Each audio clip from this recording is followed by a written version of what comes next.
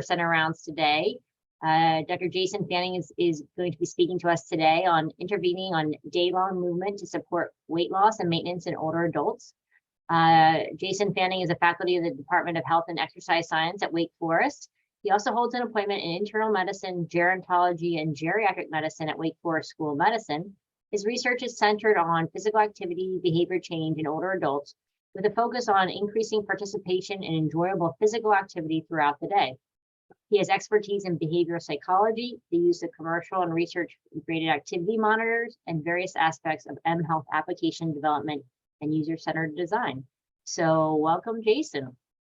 Thank you. I appreciate that. Let me share my slides here really quick with everybody. Great. Yeah, I very much appreciate that introduction, and I'll try my best. I'm going to keep an eye. I think we have we'll have whatever 15 minutes or so at the end for conversation and chat and questions and such. If there's anything burning question-wise, I'll keep my eye on the windows as best I can here. But yeah, that's right. Yeah, I'm here at Wake Forest, and I'll be talking about, as mentioned, this effort we've had underway at Wake to promote physical activity through this day-long movement idea. So building prescriptions about helping people to move across the day. We're not the only folks doing this, but I think some of the ways we've been doing it is a bit unique. And a lot of the stuff that we've done, for those who know any of the folks at our Pepper Center, Barb Nicholas has been heavily involved in quite a bit of this. She's really especially interested in long-term weight maintenance and prevention of weight regain. So a lot of the development of the physical activity prescription I'll be talking about has been in conjunction with weight loss work. So I'll try to represent that as best I can as I'm talking today. That's her baby, but we've been kind of deeply working on that together. So I'll talk about that as we go forward. Like was mentioned, though, I'm a behavioral scientist, really especially interested in helping folks to change their physical activity behaviors and to avoid sitting for prolonged periods of time. So a little bit of the bias as I go through here will be on the physical activity promotion side. So a bit of a quick roadmap, if I can advance my slides. There we go. For today is I'll cover some content that I think probably most of the folks here will be pretty familiar with, some of the issues and challenges in helping people after they lose weight or pick up physical activity to stick with those. We won't have any magic pills that solve everybody's problems here, but I'll introduce some of the thoughts that we've had and some of the programs we've been building to address some of the sort of inherent challenges that many behavioral scientists and others have bumped into there. Along the way, I'll use a few studies we've done among many to talk about how the programs that we've been working on have evolved over time and the ways that we built technologies, especially to support these and to deliver them remotely, et cetera. So these are the Empower and Morph studies in particular. And several aspects of this, both on the technology side and on the kind of unique physical activity promotion side, have given us a handful of lessons learned that some fairly obvious and some a little surprising. So I'd like to share those as well. So, I think just to start off with the conversation that will be hopefully resonate with all of us, something that we are all tasked with from time to time, whether it's in your personal life or your professional life. We all find ourselves in circumstances where we're talking with somebody else about how they can add physical activity to their day-to-day existence, right? So maybe you're working with Ms. Johnson, maybe she's a patient, maybe she's a research participant that's enrolling in one of your studies. Ms. Johnson certainly knows physical activity is good for her, right? As a culture, as a society, there's very few people who would argue against that, but you're going to try to convince her and get her in touch with some resources that can help her to be more active.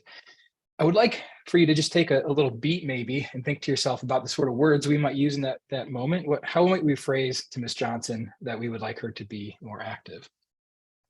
I have my students do this in my classes, by the way, and I'm always curious about how they might communicate about this sort of thing. I have them talk to me about the images that come to mind as they're talking. Most folks, whether it's student or it's the colleagues I work with, we would recommend something in the world of exercise, right? I think you need to be more active, maybe adding some exercise to your day, getting some workout in would be advantageous. And this is an important decision point that happens because when we use phrasing around exercise, when we talk to folks about being more active, the images that come to mind are very exercise oriented, and that's a pretty narrow scope of physical activity, right? It's typically a particular type of activity that occurs in a single bout, and it's typically pretty prolonged. It's oftentimes fairly effortful. And in fact, if you hop on Google Scholar and you type in exercise, you're seeing a lot of Lululemon and Under Armour and going to the gym and using yoga mats and lifting weights, et cetera, right? So it's a fairly particular type of physical activity. If we're lucky, we might be able to surround these folks with some good bit of social support for a little bit, right? So maybe they go to the gym and they get to work with a personal trainer, or they're in a group exercise class. They have peers they might get to meet up with for a little bit. They go to Silver Sneakers or something like that. And because of that, they get some nice social support. And the social support is a really valuable tool when it comes to picking up behaviors. But the common experience for folks is that they'll pick this up, and then over the course of months to years, slowly they'll sort of regress back down to where they started. There's a few reasons that lead to this. There's actually very, very many reasons that lead to this, but there's a few that are sort of right on the tin when it comes to traditional forms of exercise that are hard to get around, and they're battles that we've battled for the many decades that folks have tried to alter exercise behaviors. Primarily that for many folks, this particular brand of activity is not enjoyable on its own, right? Going to the gym and doing treadmill walking, or getting on the Stairmaster, or going for a focused walk and putting all those clothes on and working out for an extended duration at a pretty vigorous intensity. A lot of folks simply don't enjoy that type of behavior, right? And if things are not intrinsically enjoyable, then they have to be motivated by other factors. Those other factors could be sort of a novelty effect. It could be presence of social support in the context of one of these programs. Think about cardiac rehab. People form really great bonds with the leaders, the coaches in that context over several weeks, or several months, I should say. But invariably, time pressures arise, new barriers come up, weather changes, those social supports are removed, a program ends, a class ends, and a person is left back in the original context without access to those new supportive resources. And oftentimes, the behavior quickly follows. Another challenging part to exercise promotion, you think about kind of health as a whole and health behaviors as a whole, is that when somebody goes out and does something especially exertional, or that takes a high degree of self-regulation, oftentimes this is partnered with a host of substitutive and compensatory behaviors. So, a person goes out and they go for a really nice long walk and they feel really pleased with themselves. And later that afternoon, they find themselves resting, right? Because they've earned that. And we've all had that experience. You go out for a nice challenging workout, and then you find yourself spending most of the rest of the day on the couch, eating pleasing snacks and resting up because it feels good.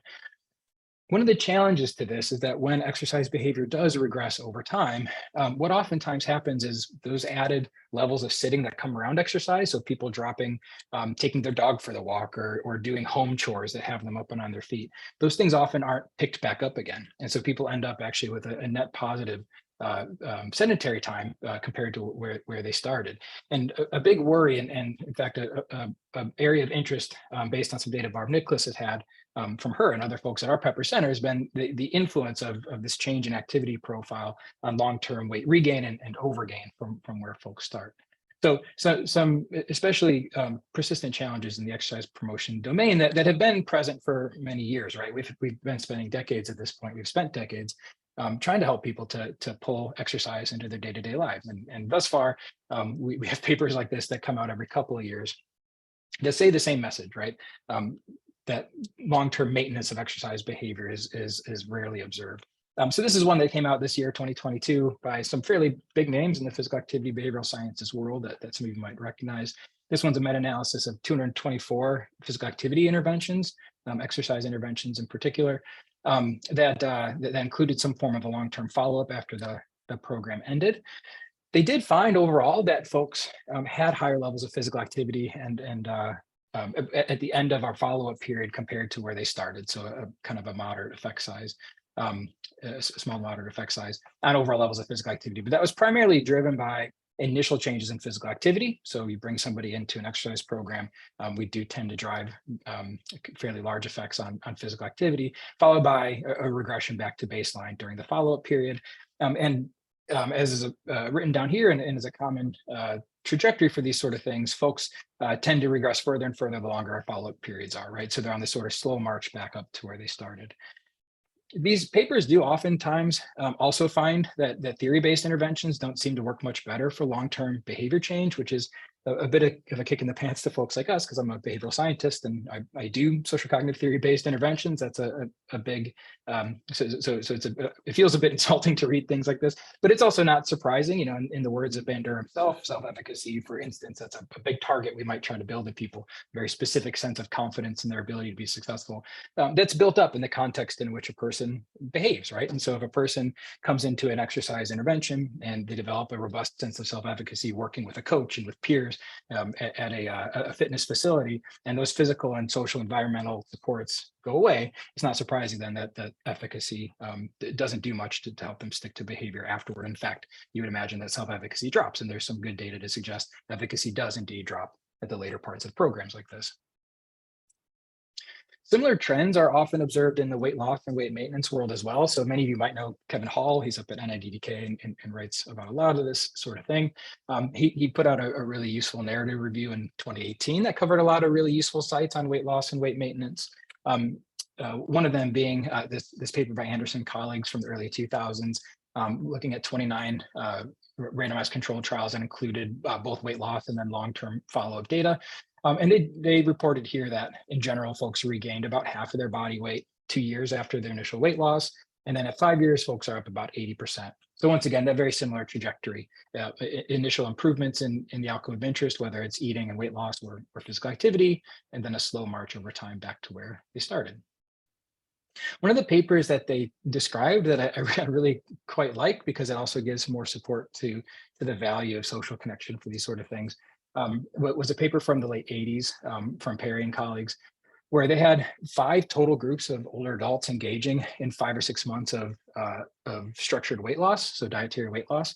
One of the conditions simply had that 5 or 6 month intervention, and then they were cut loose. And you can see there in the year following this program, they're on that trajectory back to where they started.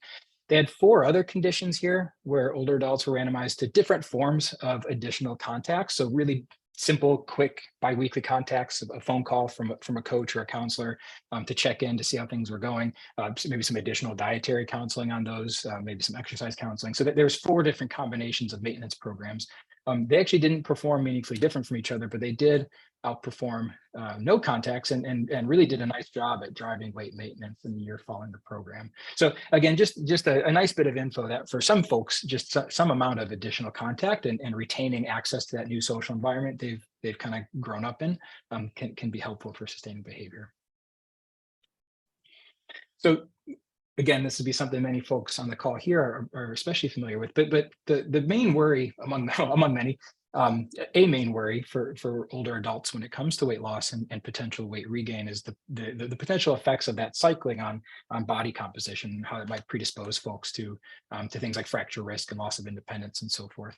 So these are data from Health ABC, which many of you will know, a longitudinal study, not an intervention study, but an observational study. But as part of this, they naturally observed folks who had lost weight, at least 3% of their initial body mass, and regained that weight. And so what you're seeing here on the right are the number of calories within fat mass and lean mass among men and women in these natural weight cyclers in the context of the Health ABC study. So this is after a single weight cycle, and there's about 150 people that they observed across these 2 groups. But what's interesting here is that by the end of one single weight cycle, most folks had come fairly close to where they started. Men about 0.5 kilogram under where they started, women about 3/4 kilogram under where they started.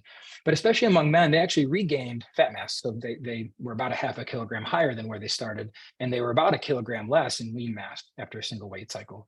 These were muted in women, so they remained 0.5 kilogram less on fat mass, and only 1/4 kilogram less on lean mass. But the worry here is that, as a net effect, folks tend to go through several weight cycles in the process of trying to lose weight.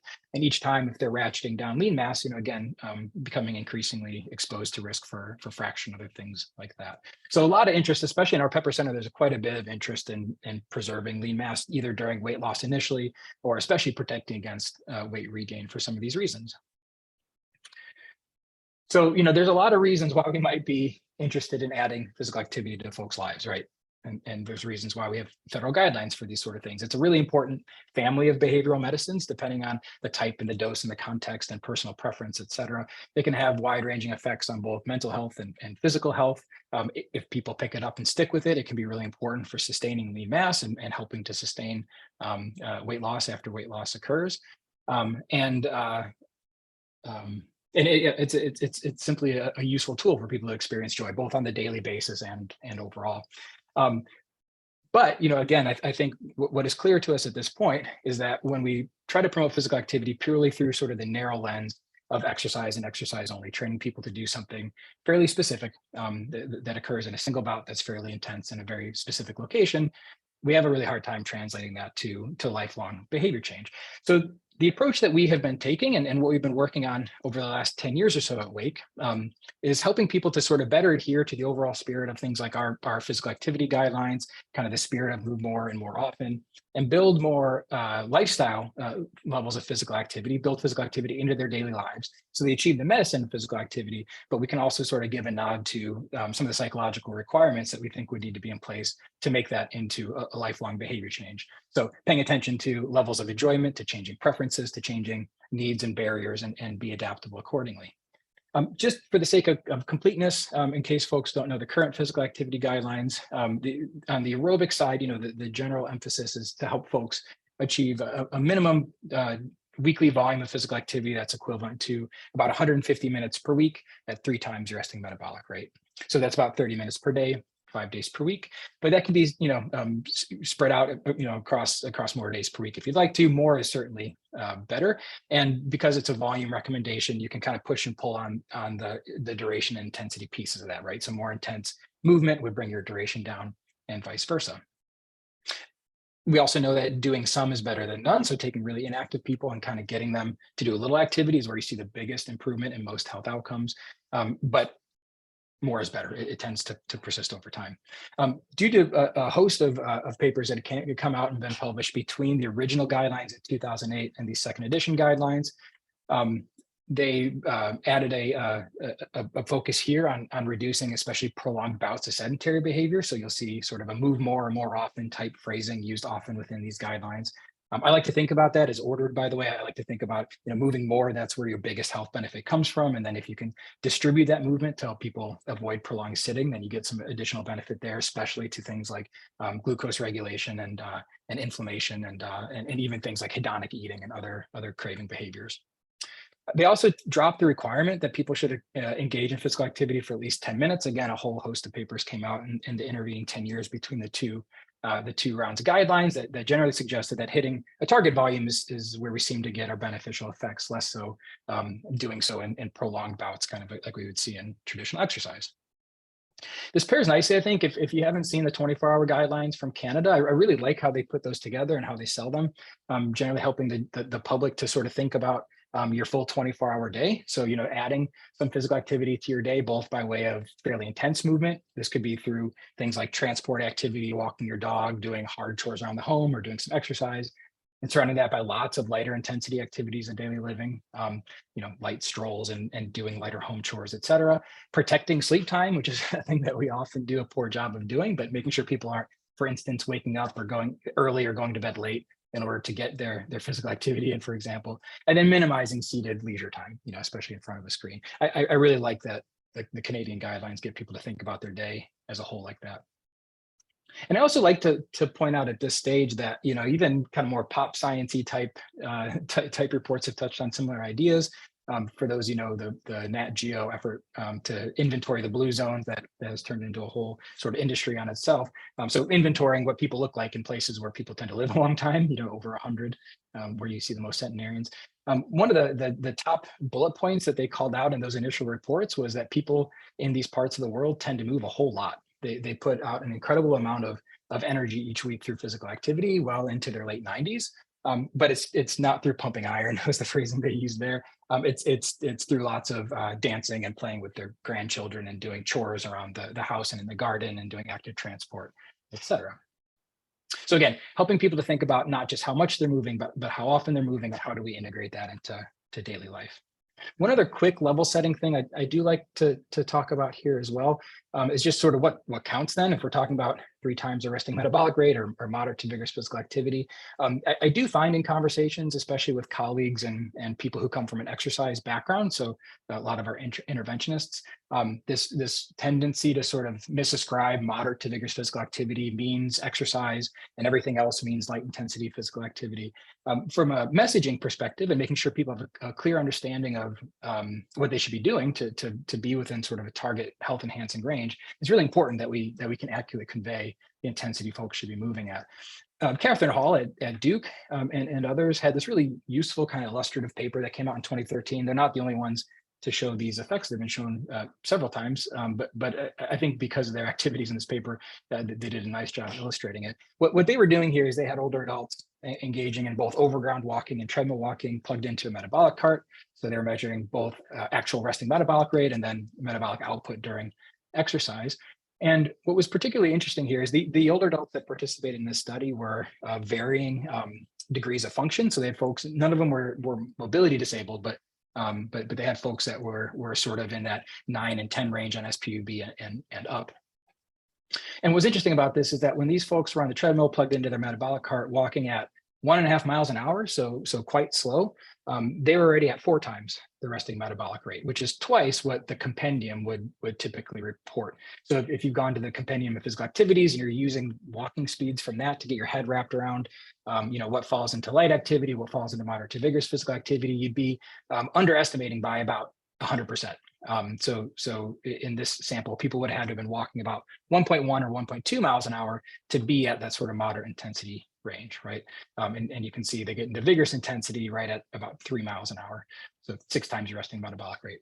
So this is simply important because, again, for folks like those in the sample, and many of the folks we see in our interventions who come in and are untrained and quite inactive, really they're achieving health benefits, and they're going to be in that sort of moderate to vigorous intensity range simply by being up and moving, by engaging in daily life, by getting enough, stepping in really kind of at any intensity, they're going to be receiving the health benefits of physical activity. So I think a useful level setting point there, just to be sure that we're communicating well with our participants. So how do we get people to do this? One thing we've learned is that helping people to move more and more often is not necessarily an easier target. It's just a very different target. Again, I do tend to believe that if successful, there's some reasons why this could translate to more lifelong activity, lifelong movers is what we like to say. But it's not necessarily a simply get up and stand in front of your TV instead of watching, instead of sitting type of recommendation. So what we typically use is a basic stepping goal, and I like steps for a number of reasons. The first is that people can understand them. So when you work with older adults and you can talk to them about steps versus minutes of moderate activity, steps is pretty interpretable and people get it. We can measure steps to various degrees of accuracy with wearable devices, but we have a way to give people feedback kind of in real time. We can leverage those data and pull them into our own apps, which is useful. There are useful recommendations right now for translating the physical activity guidelines to stepping goals. Katrine Tudor-Locke, who many of you might know that name, has done this for different subpopulations. So for older adults, she recommends 7,000 to 8,000 steps per day as a good target. And that would be the equivalent of adding about 30 minutes of moderate intensity walking on top of activities of daily living. So our long range goal in these programs that we've been building is typically to help people progress towards 7,000 to 8,000 steps per day. And then giving them all sorts of tools to help them visualize and understand when they're getting those steps in. So to do a whole lot of different types of movement across their day, to avoid doing what we would call having an island of activity and a sea of sedentary behavior, and instead distributing their movement more frequently. So looking to create what we call tree rings of movement, lots of little stripes of movement all day long to achieve their overall daily goals. There's some nice sort of other advantages to doing this sort of approach. We have to work with participants to build, we call them activity repertoires, but we have to work with participants to be sure that they've got sort of a deep bench of physical activities to draw from, because in order to move often across the day, you're going to need varied ways to move. But intrinsic to that then is training for the participant in the sort of skills that you need to be a lifelong exerciser or physically active person. So listening to your own preferences. When the weather changes, how do you adapt to that? When your moods change or your preferences change, how do you adapt to that? If you happen to get injured or hurt, how do you adapt to that and stay active? So it's a really useful skill development tool for folks as they're learning to be physically active. So this is the general approach that I just described here, is where we've ended up, giving folks tools to help them understand not just how much they're moving and when, and to progress their step goals over time while prioritizing frequent movement. This arose originally out of a desire to not necessarily interact and intervene on patterns of movement across the day, but instead to intervene on sedentary behaviors. And that came from Barb Nicholas's initial interest in protecting against reductions in non-exercise activity that she was observing in her weight loss and exercise trials. So I alluded to this earlier. She had some nice data demonstrating that in a lot of the exercise trials and weight loss trials they had done, what they would observe in the context of the intervention itself is that people were dropping all sorts of activities of daily living that would have them up and on their feet normally in an effort to add exercise. The net result of that during the intervention was still an overall improvement in time spent moving across the day and volume of physical activity. But in the time that followed, those non-exercise activities weren't coming back. Exercise time was regressing. And so the net effect was an overall greater level of sedentary behavior compared to when people started. And she worried quite a bit on the impact of that on weight regain. So her and another researcher here, Jack Rajewski, who's a behavioral scientist, had an R21 funded, and the intention was to test out this idea. Can we protect against those drops in non-exercise activity and help to sustain weight in the longer term? So this was a fairly tightly controlled project. It was really to establish kind of proof of concept. So they had 48 older adults who were randomized. These were older adults with obesity, randomized to one of two possible conditions. One included dietary weight loss. So they had resting metabolic rate collected. We have a metabolic kitchen here who provided meals. So they're on a hypocaloric diet. Again, using pre-prepped meals. And then they engaged in a treadmill-based exercise program with a exercise physiologist. So they progressed across this 5-month program to about 200 minutes per week on the treadmill at a fairly high intensity, so 65 to 70% of the heart rate of one's heart rate reserve. The second condition had those two components. They also had a very kind of hands-off self-monitoring component. They received the pedometer. The pedometer allowed you to visualize your steps. And so they simply were told to look at the steps and make sure they were seeing steps coming in across the day. So after you exercise, don't go home and just sit around, but try to get additional steps each hour as the day progresses, and make sure we're not adding prolonged bits of sitting in there. So in the initial 5 months of the program, you can see the folks who had that additional self-monitoring component, they lost about 2 additional kilograms on average versus those who didn't. And in the 5 months that followed, those in the additional self-monitoring condition sustained their weight quite nicely. So they regained about 0.3 kilograms in the time period. So a nice level trend here. And those folks who didn't have that component significantly regained. And so their net weight loss after 10 months was about half of that compared to the addition of this basic self-monitoring component. So a nice initial proof of concept, certainly a fairly tightly controlled project. All of this was done with individual coaching and again, prepared meals. And so scalability was certainly not there. And whether somebody could stick to something is controlled to this in long term is unlikely. But the whole intention here was to prove out the concept initially. So they built upon that. And this is when I came and joined the team in the Empower project. So this is an NI-funded R01.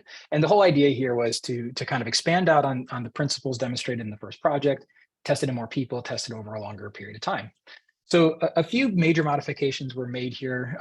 In order to sort of address the lifestyle behavior change aspect of this, it was moved from prepared meals to sort of lifestyle caloric restriction. So folks working with an RD, tracking their food, engaging in caloric restriction. The idea was they were aiming for about 400 calories per day below their weight maintenance needs. And again, that was done behaviorally. This was supported now in the case of Empower with a group mediated model. This is something I've always been very interested in using and found very valuable. And Jack Rajewski is one of the foremost leaders in using group mediated models for physical activity and dietary behavior change. The whole idea here is that you bring participants together in small groups, typically 8 to 12 individuals led by a coach of some variety who's trained in using principles of group dynamics. But the group itself really becomes the platform for theory-based behavior change. So for instance, if we want to help people get through barriers, the group comes together and discusses challenges that they're having, and then they propose alternatives in order to address those barriers. The group pats each other on the back, and supports each other through successes. So highlighting mastery, so people feel an improvement in self-efficacy. And again, they're there to sort of model for one another and show what success could look like, and feel a sense of competency in that process. So the group itself becomes a really great venue for conducting programs like this. And it also obviously helps to build social bonds and address loneliness and other things that can get in the way of long-term behavior change. The original day-long movement program, or the sitless program we built for the first project, was obviously quite hands-off. And so there was a strong desire here to really beef that up. People really need to have a strong understanding of where they are with their behaviors in an objective sense if we want to modify them. So we want to be sure that they had tools so they could observe what are my steps looking like on a day-to-day basis? How am I distributing those? Can I have some infrastructure to set goals around those and track how successful I've been? So we developed a set of mHealth tools here that I've called the companion mHealth, the companion mHealth app, or the companion app, I should say. And it's called that because it's meant to be a companion to a group-mediated behavioral intervention. So I'll talk about that in a second, but the three main goals are providing objective feedback on these fairly unique behaviors that people don't often find intuitive, allowing people to feel connected to their group between group meetings, and providing in the moment support or cueing when people have been successful to help them understand and notice success experiences to improve their self-efficacy. As part of Empower, we built this initial tool set, we built an intervention design, and then I wanted to be sure that things would work and that they'd be valued. And so we brought in a set of older adults to do user-centered testing before the program launched. And in the process of this development and refinement, we learned a whole lot about sort of messaging around moving across the day. As you see written up here, we started calling this sit less. So the idea is interrupting sitting time. We found pretty poor uptake of that verbiage or that idea. People have a pretty hard time conceptualizing when they sit. And in fact, if you have people self-report their own sitting time, people will typically report half of what they really do. So people sit for 10 to 11 hours per day, they'll report 5 to 6 hours per day typically.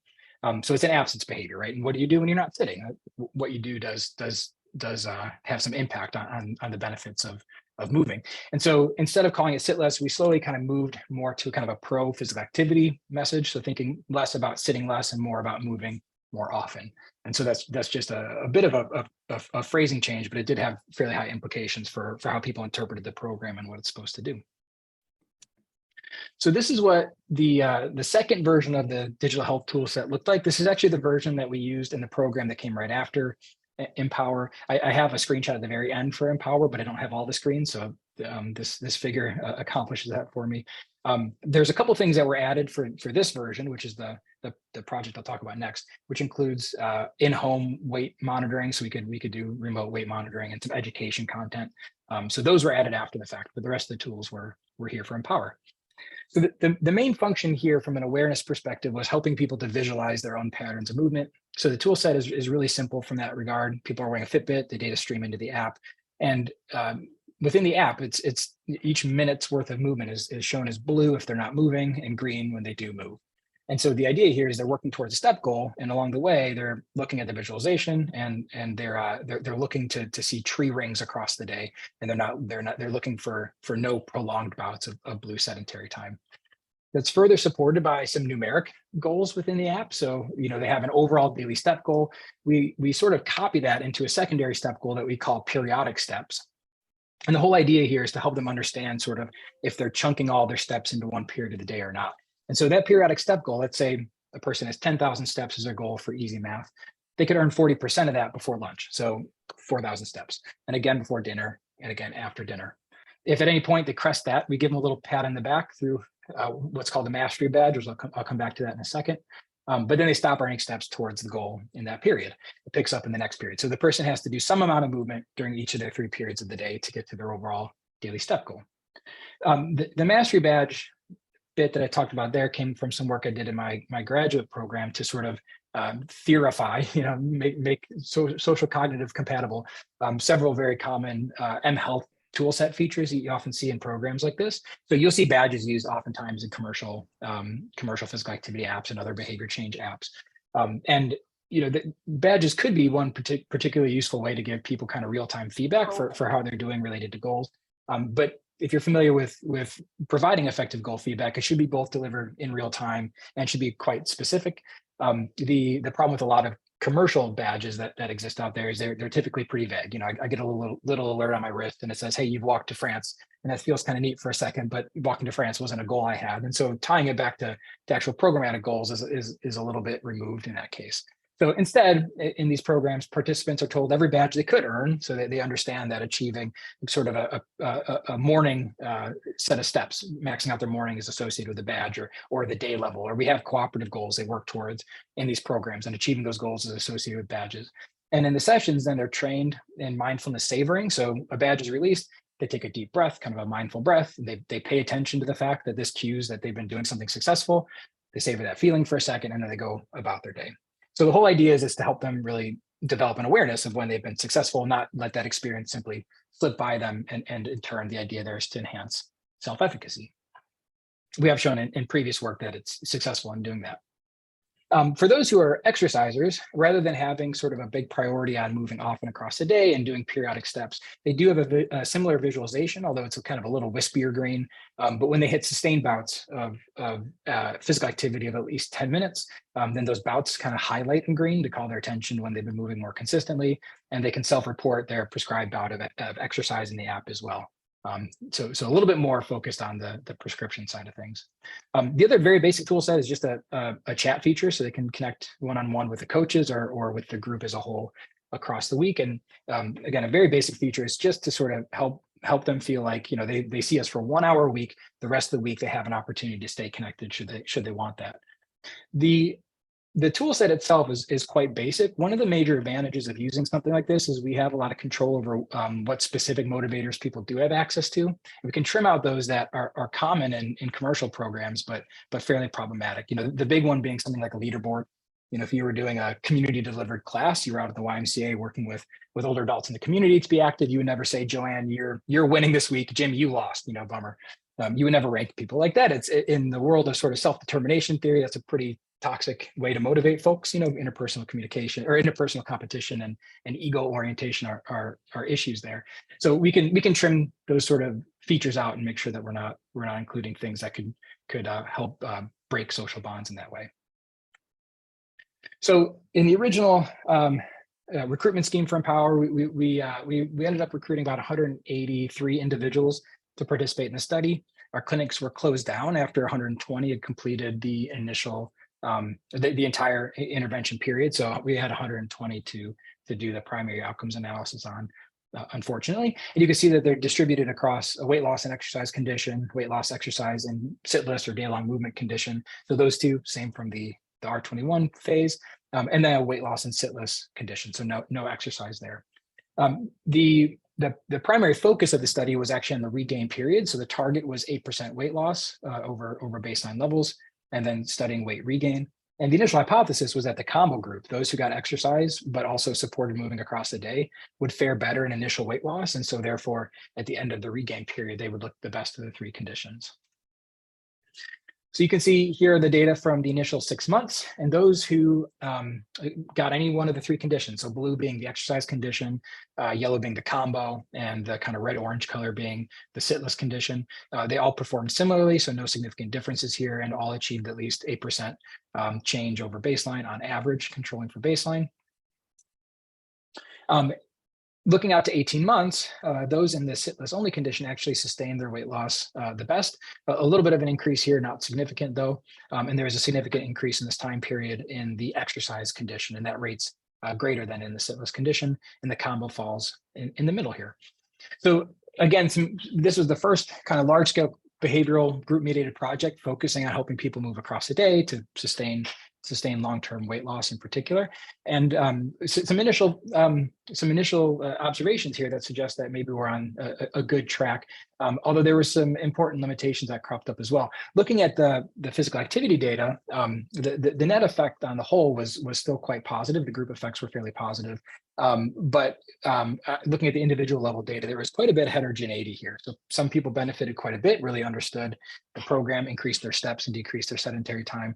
But it was quite apparent that some people really did, and in a way that was fairly exaggerated over what you'd see in a traditional exercise program. So we left Empower with a few questions as to why that might be the case. Why are we seeing such heterogeneity on the uptake of that program?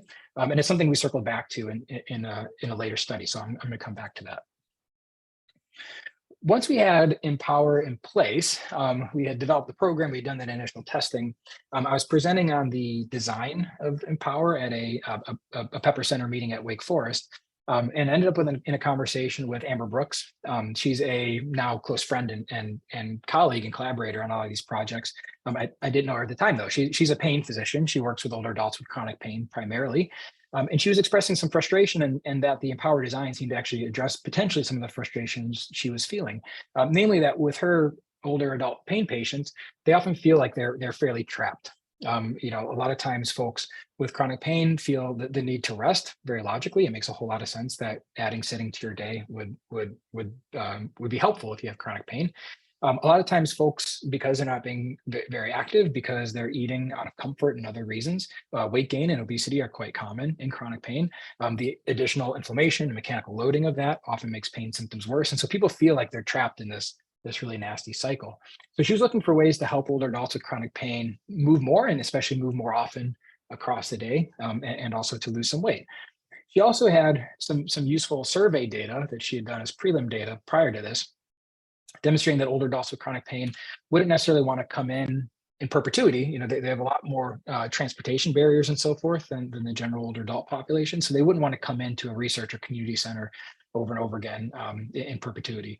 And so the idea here was, can we build a program where we have folks meeting a few times initially, say once a week for a few weeks, 3 weeks, to build up some social bonds and to help the group dynamics form. And then we'll cast them home. We'll have them meet through video conference technology to kind of meet them where they are. And again, we use the app infrastructure we talked about earlier. This did include in this round the addition of the ability to monitor weights at home, because much of this would be done remotely, and the addition of some educational resources as well. So videos on topics related to moving and pain and podcasts and so forth.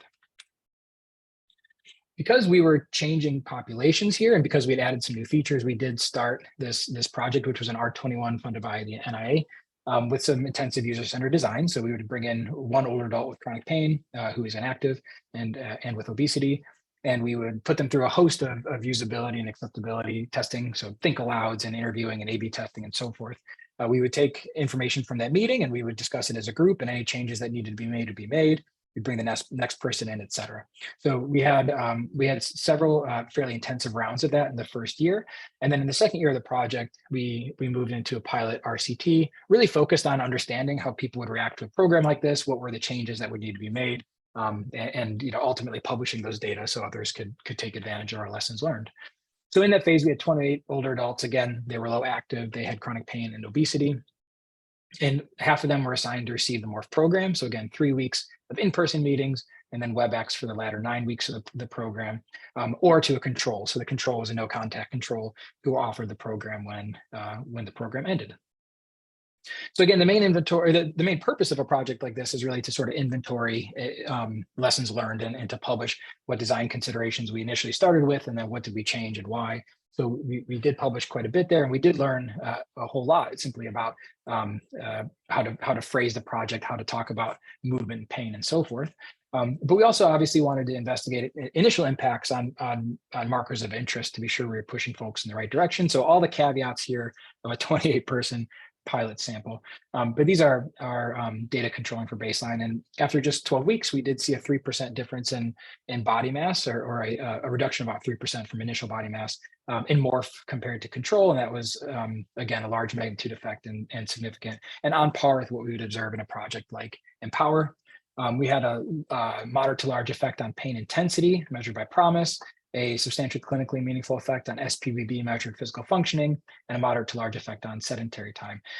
What was apparent, though, we were working our way through MORPH, having lots of conversations with our intervention team, and then subsequently, when the project finally wrapped, looking at the data here, and it was clear that once again, some people really benefited. Some people did sit less, especially in prolonged bouts. Some people did add quite a bit of stepping to their day, and a fair part of the MORPH sample did not. And we were really curious as to why. And at this point, we had some additional funds through an endowment. And so we worked with a local professional qualitative research group to interview these folks to learn about what was going well, and especially what we needed to modify to make this useful going forward. And we learned 2 major things. One was more programmatic, something that seems very silly and obvious in retrospect, now that we're in the COVID era and we've all done quite a bit of time on video conference. But this was not obvious to us at the time. Participants really disliked shifting meeting modalities. The common narrative that we heard from participants is that we spent 3 weeks, we just sort of started cracking those bonds and forming connections with one another, and then we shift modality. The rules of the road are very different. We don't have any unspoken communication cues. I can't look in other people's eyes to see that I should talk, et cetera. they didn't say those things. Those are after the fact observations on my end, but they did feel like they had to rebuild their connections once the program ended, or once their in-person phase ended and they went remotely. So the recommendation was to choose one medium over the other. As we were coming up on COVID, the shift towards full remote delivery made sense. We were also quite interested in being able to reach many of the folks we were missing. So people who couldn't come in at all to the research center, either due to transport barriers or because they lived too far away. So going fully remotely would let us reach more people as well. The second thing that really stood out to us, we would have thought going into a program like this is that, offering somebody a really flexible program that really focuses on enjoyment and satisfaction and moving often and being varied would appeal to everybody. And it simply didn't. The thing that really stood out to us in these interviews is that folks tended to have a pretty deeply ingrained idea that when we talk about physical activity being good for your health, what we're talking about is a pretty specific type of physical activity. It means going out to the gym. It means having to sort of regulate myself to do a long bout of something pretty challenging. And then afterward, I feel proud of myself and I'm all done, right? And just like, the analogy we've used is like, people like to use Listerine and they like to feel the burn of the Listerine with alcohol in it because that feels to them like it's working. Same thing here. The idea here is that if the thing is hard and challenging, that's a signal that it must be working for health. And without it there, I must be in the control condition. So that was a narrative we heard quite a bit there. And so the takeaway from this was we needed to find ways for people to build value. Clearly, a good portion of our samples, both in Empower and in Morph, weren't building value around this new type of physical activity promotion. They didn't see it as being health enhancing. They didn't see it as being something worth integrating into their lives. And so they simply didn't. So we leveraged those funds and we essentially ran Morph again. We got a larger sample, but we were primarily interested in moving to fully remote delivery, which would mean sourcing a tech kit that we could ship to folks and they could sort of open the kit and immediately start participating in the program without any additional setup. We needed to build orientation procedures so that these folks, if they weren't particularly tech savvy, could develop self-efficacy for using the technology pretty rapidly. So that was a major activity for Morph 2, and we did accomplish that. And then the second thing is solving for this need to build value. And really the only way we could think to do that was through some more specific coaching. So sitting down with folks right off the bat in the program, looking at their patterns of movement from the day prior and the day prior to that, tying that to their lived experience. So you spent a whole lot of time sitting here. How did that relate to what your pain looked like afterward? Or you felt a lot of pain and I'm noticing in the afternoon, you really sat quite a bit. What can we do to intervene on that? So talking about what worked well, talking about where there were major gaps in their day that could use some intervening upon and helping them to build that value. Doing that with professional coaches would really blow up the cost of running a program like this, though. It would make it very difficult to scale. There's not a lot of behavioral coaches that are professionally trained out there anyhow, and going from once a week group sessions to a whole bunch of individual sessions would really blow up the cost. We solved this by solving a second issue that we have here. We're an undergraduate campus, and so and I'm in a health sciences department. So we have a whole bunch of undergraduate students who are pre-health or pre-med who are looking for opportunities to work with patients and participants, and we simply can't fill that need. Many of you might know this, but year after year for the last 4 or 5 years, we've had record numbers of first-year medical school applications and folks interested in going to medical school. There were 65,000 applications this last year to medical school. Not all of those are unique applications, obviously. Many people put many in, but it is a thing we see in our classrooms. And so to address this, we stood up a model that has been used in other contexts, cancer patient navigators and so forth, where we train students who are on kind of a pre-health track to be lay health coaches. So they go through behavioral science training and how to be an effective coach, and then some specific modules to the Morph program itself. Those who do really well on the training, and they do a bunch of simulation, those who do on the training get to move into sort of a shadowed coaching experience, and those who do well get to move on to assistant coaching roles, again, under the leadership of the professional coach and previous coaches who've gone through that training before. And then they have a very narrowly scoped responsibility. They see 1 or 2 participants through the whole study and simply call them, once a week in the initial weeks of the program to review what did your last day's feedback look like? How about the day before? Let's talk about how that's showing up in your day-to-day life. Can we set some goals and can we work on moving more often? So again, the whole idea here is to get people to really understand their own data and to build value around it. So the second round of Morph, we had 44 folks in here. I will say we did have a fairly high representation of female participants. Folks who tend to be white and college educated. So those are some important limitations we are actively working on addressing right now. And we just had the primary results from this accepted for publication. So that'll be coming out fairly shortly. Again, the primary goal for this project was to learn kind of feasibility, acceptability, and get some qualitative data back from participants about how things were looking. But we really wanted to see whether we could drive some more consistency in the physical activity outcomes. And I'm glad to say that we did. Just like in the other studies, we did have active PAL measured physical activity here, so an accelerometer worn on the thigh. And we saw significant and large magnitude effects both on steps, so a net difference of about 30% compared to control after controlling for baseline, and in how often people moved across the day. So sedentary to activity transitions, again, a large magnitude effect, and was statistically significant. And again, about 30% improvement versus control. So we were at, I should mention real quick, we also did get much more qualitative. We had long interviews done by that professional research group this time around, understanding this was going to be important for us for honing the program. We did learn a bunch of programmatic stuff that was really valuable for us to learn about, but the net feedback was very, very positive and generally fell into these sort of themes here. One related to how it affected pain and pain management, and then others that related to, for example, understanding through the education in the class and through the tools how their physical activity kind of occurred across the day and whether or not those patterns related to their pain. So better understanding that pain and movement and sitting relationship.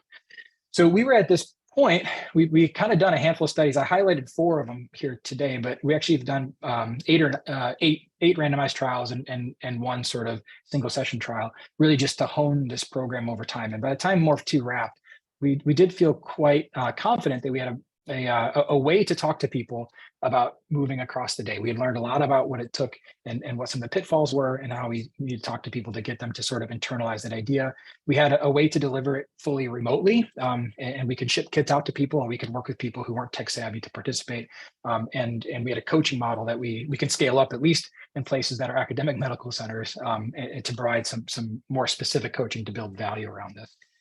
It was at this point where folks at Wake Forest, many of you might know some of these PIs, Steve Krichevsky, Barb Nicholas, Mike Miller, Jack Rajewski, got a U grant funded, the HALO-P project, the Healthy Aging and Late Life Outcomes project.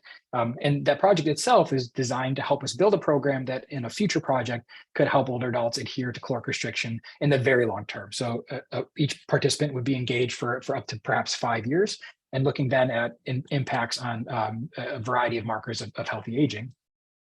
Because of all the work we had done here, we integrated the day-long movement program and the digital health tool set into that project.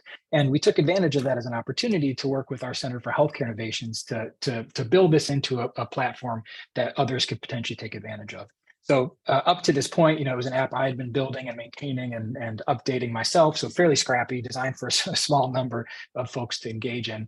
And we wanted to make sure that this was a tool set if others were interested in doing similar things that we were doing, that they could take advantage of it. So we worked with our Center for Healthcare Innovations, these folks up here.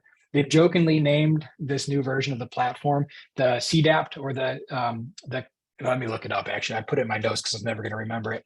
It's the collecting data about people doing things platform, as they call it. And it's simply an expansion of the platform that I've been talking about here, but to be modular and to be scalable and to be super secure. And so people can turn on and off modules related to things like chat and messaging and surveys, body weight, physical activity. A couple of input streams are listed here, but we actually have many more integrated right now. Momentary badges integrated in the system as well. We have 3 projects lined up that would continue to help us to refine this, but the long range goal is that we would have a set of tools that if other folks were interested in doing similar things to what we're doing, these remote group mediated interventions supported by digital health tools, that they could take advantage of these things. So I wanted to shout that out. It's a bit of a watch this space type of thing, but I think we would prioritize working with other Pepper centers, especially on using this platform because it was built for a project supported by folks in our Pepper Center. So just a quick shout out to that. The final thing I just want to mention quickly, there we go, is a couple of key lessons learned. And I'm realizing since we started a bit late that we are coming up on time here. So I'm just going to put both of these up and really quickly mention, I'm happy to talk much more deeply about this if other folks are interested in it. But on the technology side, I do think being very careful, especially about how the staff talk about technologies, making sure we don't lean into when people are frustrated, but instead keeping things very proactive and positively phrased is very important. And likewise, participant orientation. So making sure that participants are oriented very clearly to the tool set in a way that can allow them to sort of self-explore and develop confidence is very important. I'd be happy to share exact procedures for that if others have specific questions. So I'll just shout that out now. And the other one is that we've learned a whole lot about the fact that promoting day-long movement in and of itself may not be an easy swap for exercise. It's a different set of challenges, but it could indeed be beneficial for several reasons. And the main challenge being breaking this chain of thought that physical activity means a very challenging and sometimes aversive experience, and that marks what is good for you. So breaking that chain of thought through some direct coaching seems to be important. Okay, I think we are out of time here, so I'll go ahead and stop talking. And I can hang out. I realize I must have gone longer than I was thinking I would there, so I can hang out a little longer if folks would like. Thank you so much. That was a great talk. I really appreciate it. It was really interesting. Now I'm going to go start walking around, and now I've been sitting for an hour. And does anyone have any questions? I know it is close to the 1 o'clock hour, but does anyone have any questions? I mean, this is great and something that we so desperately need for so many of our older adults. And I think you got really good feedback from your participants too, just about how you spin it and phrase it is so important. Yeah, the messaging, I think it seems to be the thing. And I think we lose sight of that sometimes, but the way that we phrase these things is maybe the most impactful. If you want to circulate also my email address, I'm happy to entertain stuff that way. I realize that I ran long there. So yeah, if anyone has any, we will have Jason's email. So if anyone wants to contact him for questions later, if you have to run, just reach out. But thank you so much for your time and for presenting. We really appreciate it. Sure, thank you. Thank you, Dr. Fanning. I might follow up with you about some of that participant orientation stuff for technology. Yeah, please. I've got a lot of info and resources, so I'd be happy to. Wonderful. Thank you very much. Thank you. Bye.